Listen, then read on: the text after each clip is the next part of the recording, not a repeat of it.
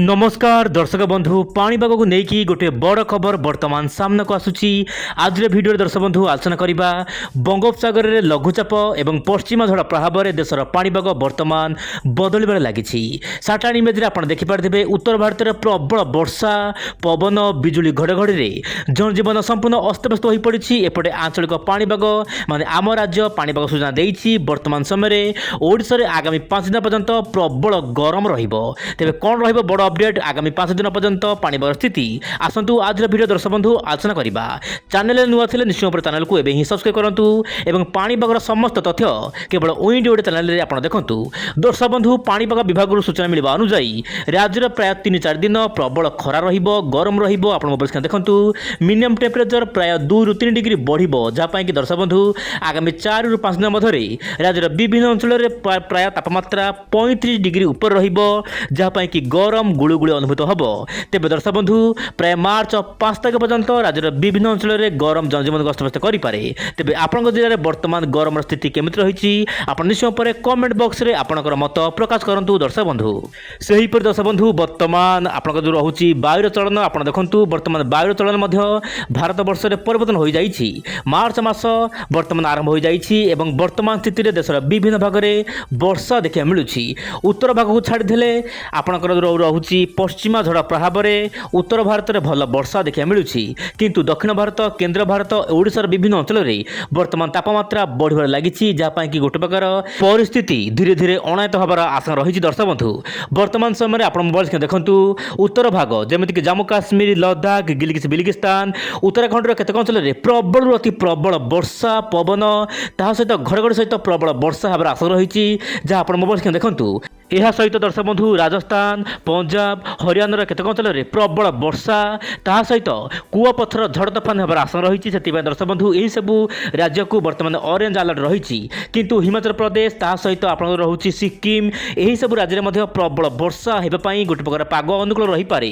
एमतीक मध्य प्रदेश पर्यंत हल्का फुल्का वर्षा देखा मिल पारे बोली जहाँ वर्तमान सूचना मिलूँ। यही समय मध्य दर्शक बंधु ओडिशा पाणीपाग वर्तमान सुखिला रहिबो, पाग संपूर्ण सुखिला रहिबो, किंतु दर्शक बंधु बंगोपसागर गोटे गुरुचाप बलय सृष्टि होती, जहाँ कि बंगोपसागर सीधा सड़क वायु ओडिशा मध्य को जीव, जहाँ कि उपकूल ओडिशार केतक अंचल में कुहुड़ी बढ़िबो, किंतु सकाळ समय कुहुड़ी रहिले दिन समय माने 10टा पर तापमात्रा बढ़िबो, जहाँ कि गरम गुळुगुळी प्राय लोक हैरान होगा पड़ो बोली आगामी दिन में जहाँ मॉडल तरफ सूचना मिलूँ। किंतु दर्शक बंधु 5 तारीख पर्यंत मार्च 5 तारीख पर्यंत यही स्थिति रही जहाँ पूर्वानुमान कर समय मध्य बंगोपसागर दक्षिण भाग में वर्तमान गोटे लघुचाप केन्द्र सृष्टि हो सारी और यार प्रभाव भारत पर ना बोली जहाँ सूचना मिलूँ। किंतु वर्तमान देखा वर्षा संपर्कित खबर उपर आसंता 24 घंटा केमी रहा सारा देश में पाणीपागर मिजाज आप देखूँ। दर्शक बंधु ओडिशा रे पाग मुख्यतः शुक्ला रगरे कौन परिवर्तन हमार आशा ना। ओडिशार विभिन्न अंचल में पाग शुक्ला तापमात्रा 35 डिग्री ऊपर रही आशा रही।